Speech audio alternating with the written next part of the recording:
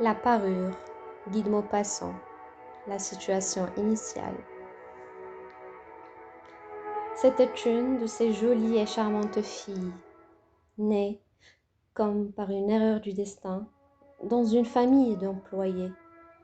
Elle n'avait pas de dot, pas d'espérance, aucun moyen d'être connue, comprise, aimée, épousée par un homme riche et distingué.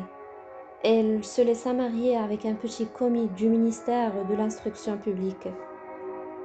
Elle fut simple, ne pouvant être parée, mais malheureuse comme une déclassée, car les femmes n'ont point de caste ni de race. Leur beauté, leur grâce et leur charme leur servant de naissance et de famille.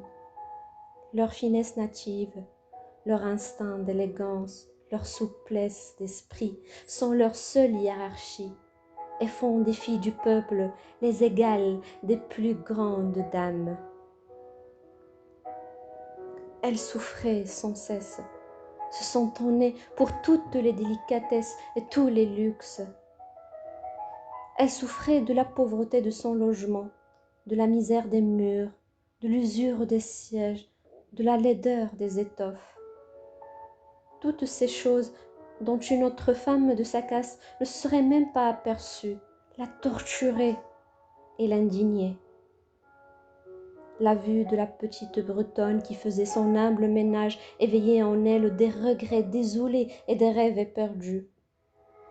Elle songeait aux antichambres muettes, capitonnées avec des tentures orientales, éclairées par de hautes torchères de bronze, et aux deux grands valets en culottes courtes qui dorment dans les larges fauteuils, assoupis par la chaleur lourde du calorifère. Elle songeait au grand salon vêtu de soie ancienne, aux meubles fins portant des bibelots inestimables, et au petit salon coquet, parfumé, fait pour la causerie de 5 heures avec les amis les plus intimes, les hommes connus et recherchés dont toutes les femmes envient et désirent l'attention.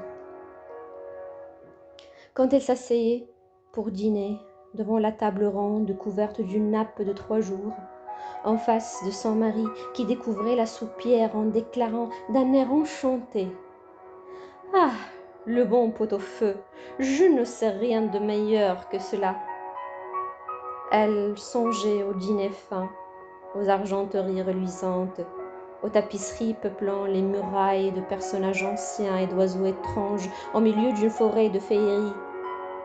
Elle songeait aux plats exquis servis en des vaisselles merveilleuses, aux galanteries chuchotées et écoutées avec un sourire de sphinx, tout en mangeant la chair rose d'une truite ou des ailes de gélinotte. Elle n'avait pas de toilette, pas de bijoux, rien. Et elle n'aimait que cela. Elle se sentait faite pour cela. Elle eut tant désiré plaire, être enviée, être séduisante et recherchée.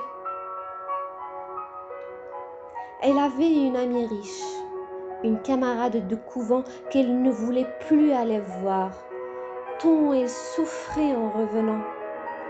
Elle pleurait pendant des jours entiers, de chagrin, de regret, de désespoir et de détresse. Or, un soir, son mari rentra, l'air glorieux, et tenant à la main une large enveloppe. « Tiens, dit-il, voici quelque chose pour toi. » Elle déchira vivement le papier et en tira une carte imprimée qui portait ces mots: « Le ministre de l'Instruction publique et Madame Georges Ramponneau prient Monsieur et Madame Loisel de leur faire l'honneur de venir passer la soirée à l'hôtel du ministère, le lundi 18 janvier. » Au lieu d'être ravie, comme l'espérait son mari, elle jeta avec dépit l'invitation sur la table, murmurant: « Que veux-tu que je fasse de cela ? » « Mais, ma chérie, je pensais que tu serais contente, tu ne sors jamais, et c'est une occasion, cela, une belle. J'ai eu une peine infinie à l'obtenir. Tout le monde en veut, c'est très recherché, et on n'en donne pas beaucoup aux employés.